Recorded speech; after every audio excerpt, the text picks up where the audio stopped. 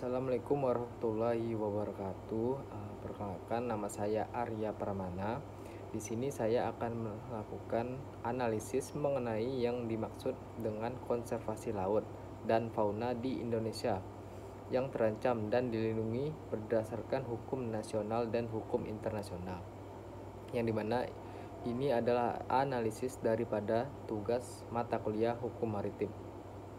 Yang pertama-tama yaitu 2/3 wilayah Indonesia adalah laut yang sangat kaya keanekaragaman hayati, dan dimana kita sebagai negara Indonesia memiliki 75% spesies karang keras di dunia dengan luas sekitar 18% dari luas total terumbu karang dunia, yaitu sekitar 3.000 dari 15.000 lebih spesies ikan laut dunia, dan juga sumber daya mikroba dan genetik laut berlimpah bagi pengembangan bioteknologi, biofarmakologi, dan di sisi lain, keanekaragaman hayati Indonesia mengalami tekanan akibat kegiatan manusia, yang dimana pada tahun 2003 sampai tahun 2016 persentase tutupan karang keras yang sehat menurun, yang dimana terjadi pada seluruh Indonesia.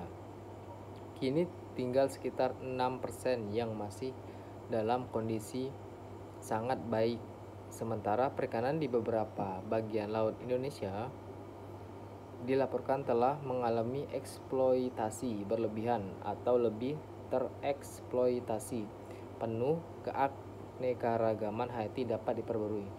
Oleh karena itu, harus ada upaya untuk memastikan agar pemanfaatan saat ini tidak menghalangi pemanfaatan oleh generasi mendatang.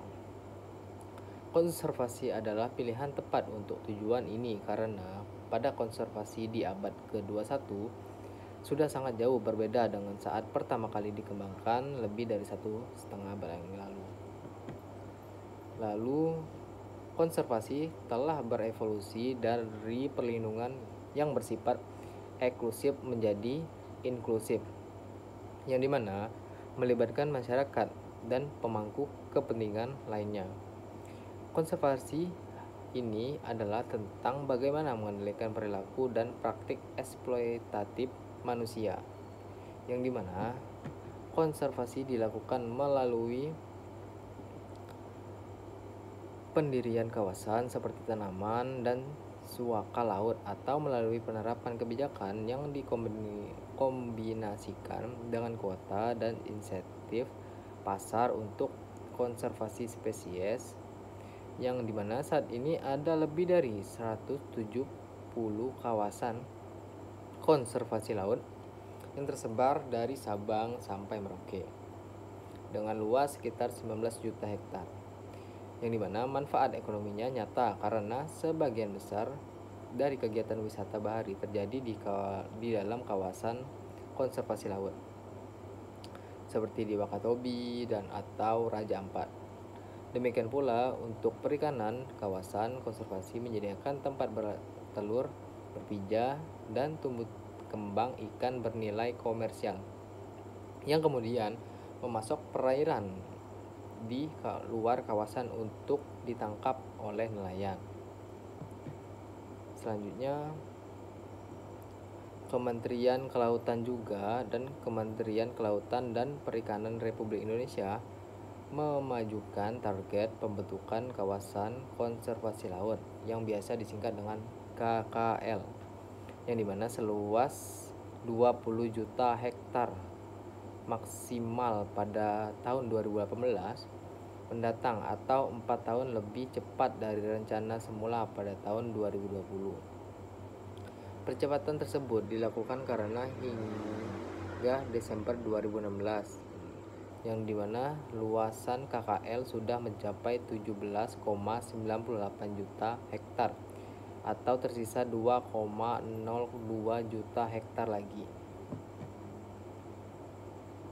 Menurut peraturan pemerintah nomor 60 tahun 2007 dijelaskan bahwa kawasan konservasi perairan atau yang biasa disingkat dengan KKP, Kawasan Konservasi Perairan adalah definisinya sebagai berikut, yaitu di mana kawasan perairan yang dilindungi dikelola dengan sistem zonasi untuk mewujudkan pengelolaan sumber daya ikan dan lingkungannya secara berkelanjutan.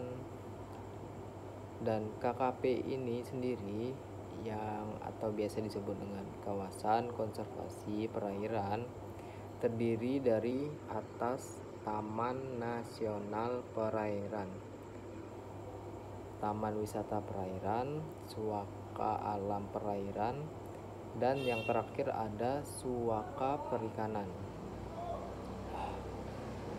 Lalu selanjutnya yaitu ada salah satu alat pengelolaan sumber daya pesisir dan laut yang efektif adalah dengan mengembangkan kawasan konservasi perairan atau yang biasa disingkat dengan KKP, yang dimana memiliki artian sebagai berikut, yang dimana mengalokasikan sebagian wilayah pesisir dan laut sebagai untuk tempat perlindungan bagi para ikan-ikan ekonomis penting untuk memijah dan berkembang biak dengan baik.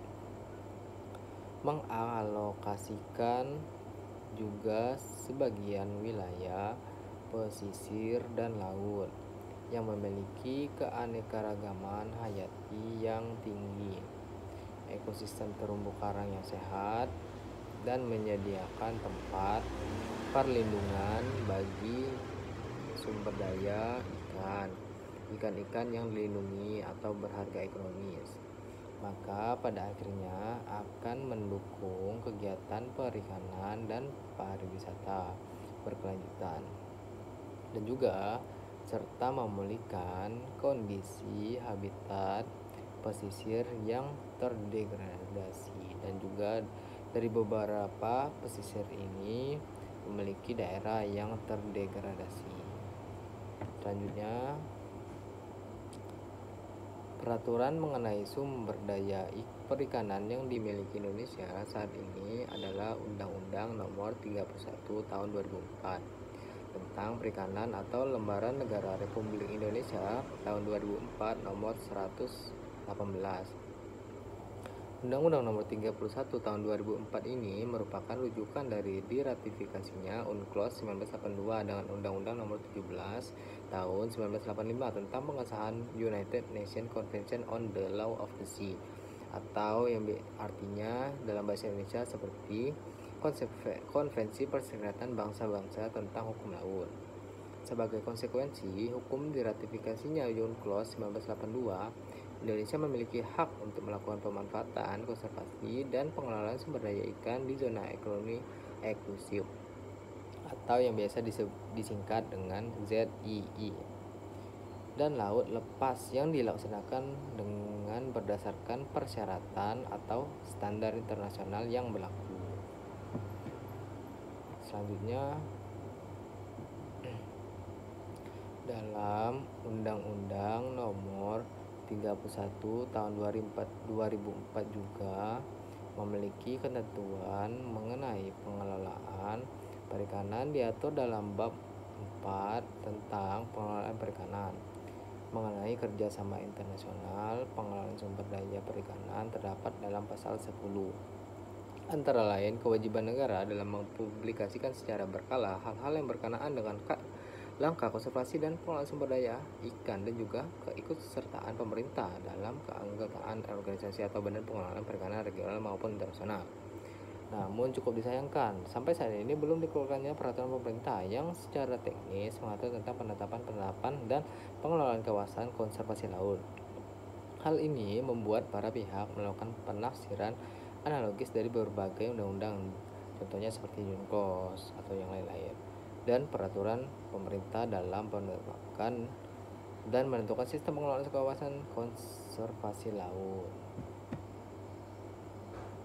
Walaupun mekanisme penetapan kawasan konservasi di wilayah pesisir telah ditetapkan dengan Peraturan Pemerintah Nomor 60 Tahun 2007 dan Peraturan Pemerintah Nomor 17 Tahun 2008. Pembelajaran analisis kebijakan dalam dan hukum kawasan konservasi laut menunjukkan bahwa landasan hukum dalam mengembangkan suatu KKL dapat didasarkan pada Undang-Undang Nomor 31 Tahun 2004 tadi atau Undang-Undang Nomor 5 Tahun 1990 juga bisa, dan berkaitan dengan Undang-Undang Nomor 32 Tahun 2004 di mana menetapkan KKL dapat dilakukan oleh Menteri Kelautan dan Perikanan, pemerintah provinsi atau pemerintah kabupaten tergantung atas KKL yang dikembangkan. Peraturan mengenai pengelolaan dan konservasi sumber daya perikanan di laut lepas yang terdapat dalam UNCLOS 1982 memerlukan ketentuan internasional yang lain yang bersifat khusus. Karena itu masih perlu diadakan konvensi selanjutnya sebagai peraturan pelaksanaannya. Konvensi yang mengatur lebih rinci tentang pengelolaan sumber daya perikanan laut lepas ada beberapa sebagai berikut. Yang pertama ada Agreement to Promote Compliance with International Conservation and Management Measure by Fishing Vessel on the High Seas tahun 1993. Yang kedua ada Code of Conduct for the Responsible Fisher. Dan yang terakhir ada Agreement for the Implementation of the Provisions of the United Nations Convention of the Law of the Sea of 10 December 1982 relating to the conservation and management of starling fish stock and highly migratory fish stocks. Maka sekian dari analisis yang telah saya lakukan tadi dan penjelasannya seperti tadi. Mohon maaf bila ada kata-kata yang salah. Sekian, terima kasih. Wassalamualaikum warahmatullahi wabarakatuh.